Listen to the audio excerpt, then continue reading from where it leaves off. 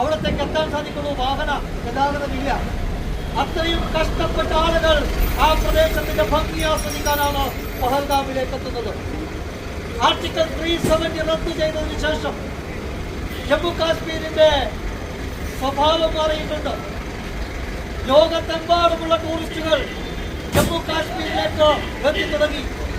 ലക്ഷക്കണക്കിന് ടൂറിസ്റ്റുകളാണ് ഏതാനും കുറച്ച് മാസങ്ങളായി അല്ലെങ്കിൽ ആർട്ടിക്കിൾ 370 എതിർത്തതിനു ശേഷം ജമ്മു കാശ്മീരിൽ സന്ദർശനത്തിനെത്തിയത്. അവിടുത്തെ പ്രദേശത്ത് വലിയ വികസനമുണ്ടായി.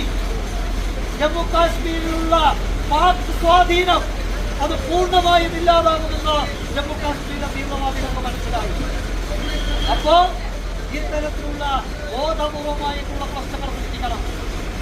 പഹൽഗാമിലെ സമാധാനാന്തരീക്ഷം തകർക്കണം. ആർട്ടിക്കിൾ 370 റദ്ദു ചെയ്തത് അത് വലിയ പ്രശ്നമാണ് എന്നുള്ള ഒരു നറേറ്റീവ് വരുത്തി തീർക്കണം. അതിനുവേണ്ടിയാണ് പാകിസ്ഥാന്റെ ഒത്താശയോടുകൂടി ഇത്തരത്തിലുള്ള കാര്യങ്ങൾ നടന്നിട്ടുള്ളത്.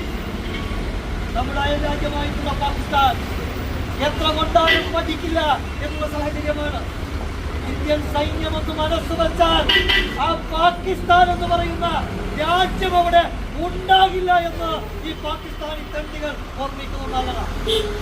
ഒരു മര്യാദയില്ലാത്ത വർഗം, മനസ്സാക്ഷിയില്ലാത്ത വർഗം, തീവ്രവാദികളെ സർക്കാർ ചെലവിൽ വളർത്തി വലുതാക്കുന്ന ഒരു രാജ്യം, ഇത്തരൊരു രാജ്യം ഈ ലോകത്തിൽ തന്നെ അപമാനമാണ്.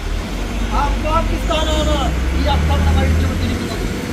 ഇന്ത്യയിലെ മുഴുവൻ ജനങ്ങളും ഈ അക്രമത്തെ ഒറ്റക്കെട്ടായി അപലപിക്കുമ്പോ ഇവിടുത്തെ ചില കോൺഗ്രസുകാർ നേതാക്കന്മാരുടെ ഭർത്താക്കന്മാർ അവരുടെയൊക്കെ പ്രതികരണം നമ്മൾ കേട്ടതാണ്. റോബർട്ട് വാദ്രയുടെ പ്രതികരണം നിങ്ങൾ കണ്ടോ?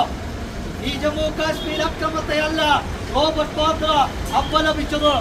റോബർട്ട് വാദ്ര പറഞ്ഞത് ഇവിടുത്തെ മുസ്ലിം ജനങ്ങൾക്കിടയിലുള്ള അരക്ഷിതാവസ്ഥയാണ് ഇത്തരം സംഭവങ്ങൾക്ക് പിന്നിലെന്നാണ്. റോബർട്ട് വാദ്രയെ പോലുള്ളവരാണ്, അത്തരത്തിലുള്ള ആളുകളാണ് ഈ തീവ്രവാദികൾക്ക് വേണ്ടിയിട്ടുള്ള വളക്കൂറുള്ളമുണ്ടാക്കി ഈ നാടിനെ മാറ്റുന്നത്.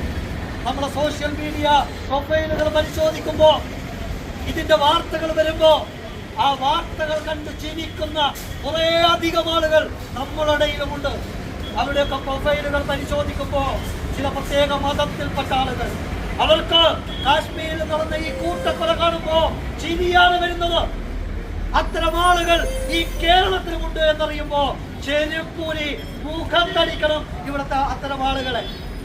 എത്ര നികൃഷ്ടമായിട്ടുള്ള ചിന്താഗതി! ഇത്രയും പേർ 26-27 പേർ കൊല ചെയ്യപ്പെട്ടു എന്ന വാർത്ത കേൾക്കുമ്പോ എങ്ങനെയാണ് ഒരാൾക്ക് ചിരിക്കാൻ തോന്നുന്നത്? ആ ചിരിക്കാൻ തോന്നുന്ന മനസ്സ് അത് തീവ്രവാദ മനസ്സാണ്. അത്തരം ആളുകളെ ഈ രാജ്യത്ത് ഈ മണ്ണിൽ വെച്ചോണ്ടിരിക്കാൻ പറ്റില്ല. അവർക്ക് നല്ലത് പാകിസ്ഥാന്റെ മണ്ണാണ്.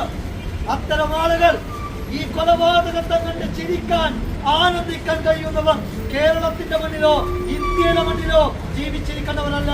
അത്തരം ആളുകളെ അങ്ങ് പാകിസ്ഥാനിലേക്കാണ് പറഞ്ഞേക്കുന്നത്. ഒരു സംശയവുമില്ല. രാജ്യം മുഴുവൻ ഒറ്റക്കെട്ടായി ഈ അക്രമത്തെ അപലപിക്കുകയാണ്. നമ്മൾ പ്രതിരോധിക്കുക തന്നെ ചെയ്യും. ഭാരതത്തിന്റെ പ്രധാനമന്ത്രി ശ്രീമാൻ നരേന്ദ്രമോദിജി സൗദി അറേബ്യ സന്ദർശനം വെട്ടിച്ചുരുക്കി ഭാരതത്തിലേക്ക് തിരിച്ചു വന്നു, ജമ്മു കാശ്മീരിലേക്ക് വന്നു. ഇന്നലെ തന്നെ നമ്മുടെ അമിത്ഷാജി ഉൾപ്പെടെയുള്ള BJP നേതാക്കന്മാർ, കേന്ദ്രമന്ത്രിമാർ ആ സ്ഥലം സന്ദർശിച്ചു. അമിത്ഷാജി പറഞ്ഞത് ഈ ഭീകരവാദികളെ പാഠം പഠിപ്പിക്കുമെന്നാണ്. ആരാണോ നമ്മുടെ സഹോദരങ്ങളെ മതം ചോദിച്ച് കൊന്നത്, അവരുടെ നേർക്ക് നിറയൊഴിച്ചത്, അവർക്ക് ആഗ്രഹിക്കുന്ന തരത്തിലുള്ള പ്രത്യാക്രമണം നടത്താൻ ഇന്ത്യൻ സൈന്യം സജ്ജമാണ് എന്നുള്ള മുന്നറിയിപ്പ് പാകിസ്ഥാൻ ഉൾപ്പെടെ കൊടുക്കാൻ അമിത്ഷാജി തയ്യാറായി.